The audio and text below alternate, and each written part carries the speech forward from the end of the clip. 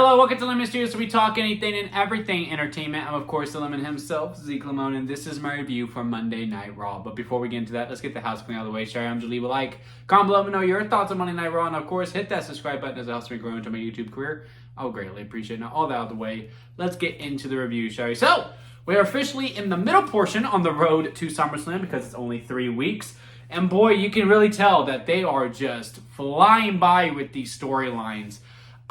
I would say overall, this episode of Raw was fine. I don't think there's anything to really go back and look on, besides to hear the pops of Rhea Ripley and Roman Reigns. Jesus Christ. Jey Uso got up there too quite a bit. EO also had a good crowd reaction. Houston overall was a very good crowd, so way to make Texas proud. Shout out here from the DFW area. But the Roman pop was just so freaking loud. His promo, on the other hand, was very, I don't want to say big doggish, but, he was clearly doing babyface. Not my favorite Roman promo, and also he's a liar. He is a big time liar, but that's also who Roman Reigns is. Like, when he started gaslighting, saying Paul Heyman had no part in all that, I was like, wow, he really hasn't changed whatsoever. It was nice for him to finally give credit to Sami Zayn, the Usos, and Solo Sikoa, that he did need help to keep that belt for 4 years. I did like that quite a bit. And I did like the final bit when Braun Breaker snapped on him and Roman goes, I had no idea what you just said. Here, use my mic. And then he went to Superman punch him. That was great. Loved everything we did after that. He did announce on Instagram that he is laying out the challenge. It is Roman and Jey versus Team Braun at SummerSlam, and I feel very vindicated because on that Instagram post, he did call him the Brawns. I was like, oh yeah, he calls him that too.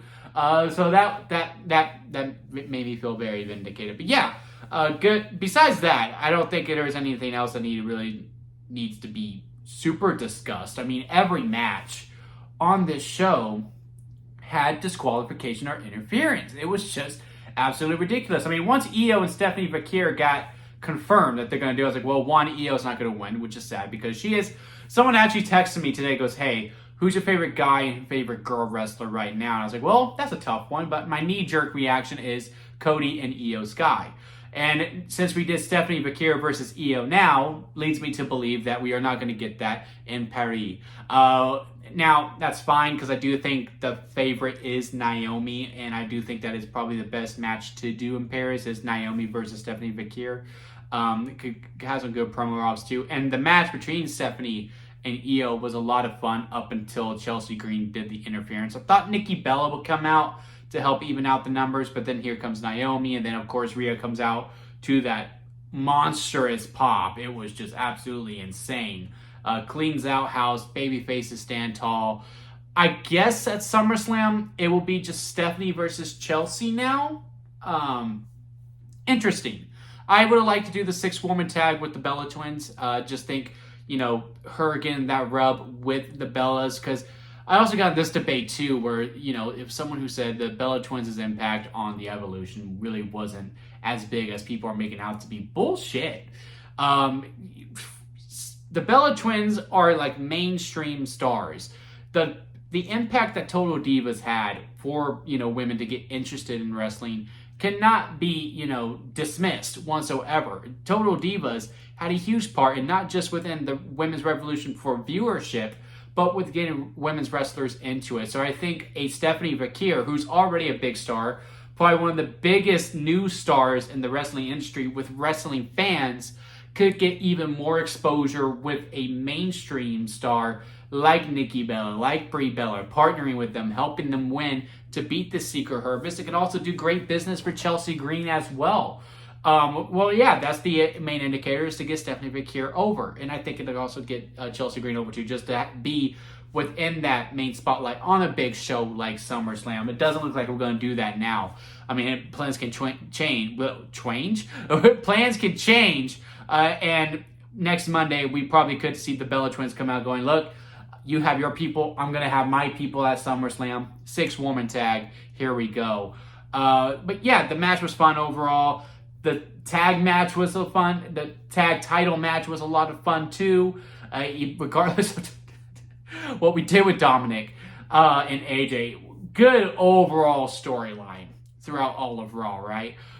opens up. They come out of the cars with all their titles. They still look super cool, right? And then gives the keys to the valet. Turns out that's AJ Styles. Later on, AJ Styles is a janitor.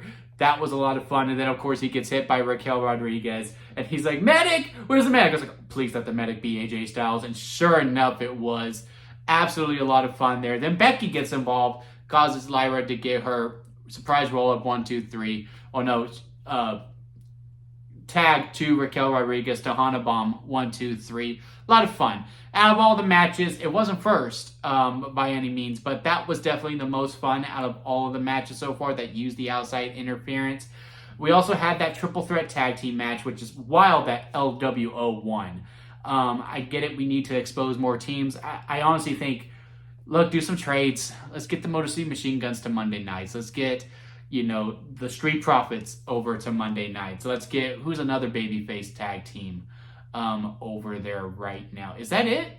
No, there's the third one. Fraxium. Well, Fraxium just got to SmackDown, so I guess they got to stay. Andrade and Phoenix. But then I guess if you move Phoenix to Raw, they need to put him with Penta. Let's get the Lucha Bros together and put them on Raw. Like, we need teams. I was actually talking to someone again, and they're thinking, we're probably going to do the bar again with Rusev and Sheamus, and they're going to be forming a tag team. And if that's so, let's do it. Let's get it going. Because, again, this division needs depth, and there's just not a lot. Like, was the match fun? Sure. Even the stuff with El Grande Americano was a lot of fun, too. Loved his promo earlier when he was talking in Spanish. Kudos to Ludwig Kaiser for doing that. And then, the match, again, it's fun for the most part because all the teams are talented. LWO winning was a shock. It did pop me a little bit. But by no means do I believe the LWO are going to win the tag team titles. It's just, a good footnote for JD and Finn Balor to continue on winning. Karrion Kross versus Sami Zayn, that was fun for what it was, too. Again, more interference with the pipe usage with Scarlett outside on the interference. And Karrion Kross winning, to me, was the right decision to make. I just don't know where else we go within this story. Because the whole point is that Sami has to admit to tell the truth. So I don't know what could be possibly the rubber match because they're 1-1. And we couldn't just do another standard match. But what stipulation would indicate for the tell the truth?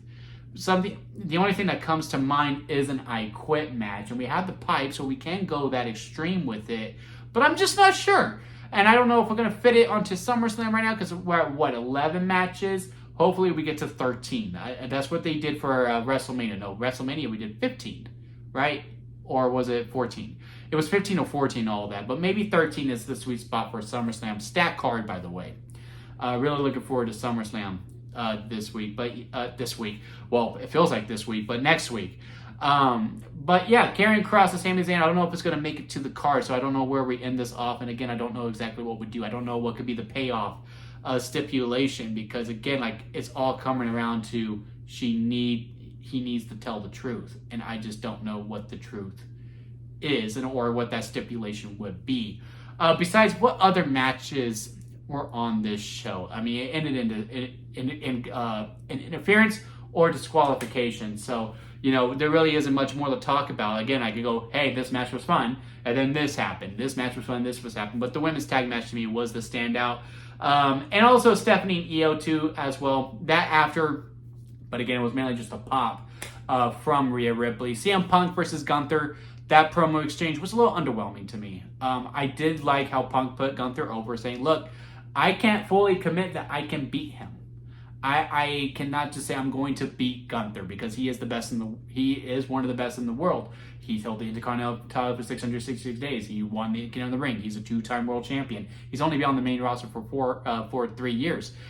So yeah, no, he is a badass. But I am going to dig down the deep because it's all I know what to do, and I am the best in the world. Gunther come out. You can't say you're the best in the world because you don't have a title. I have the title. I like this, old school story of champion, dominant champion, not so confident challenger who is the vet trying to show this young gun what's up. I like the story. I just wanted more time. And the fact that Punk didn't get a chance to rebuttal really doesn't sit right with me, like, at all. Like, I don't know why Punk doesn't get at least one last word in. Gunther could still walked off because he already said his piece. It's whatever. It fits his character, and then Punk says his one last thing. I don't know why Punk is looking confused. I don't know if they're really trying to sell the Punk's not as confident as he usually is, which is why he's letting Gunther have the last word. But again, it just goes back to the whole point of SummerSlam is just in fast forward. Like, if SummerSlam was still like 5 weeks away, I don't mind this segment whatsoever. But, you know, the journey could be excellent because the match is going to be great. It's going to be great. It's going to be a great night one main event. At least I hope it is the main event.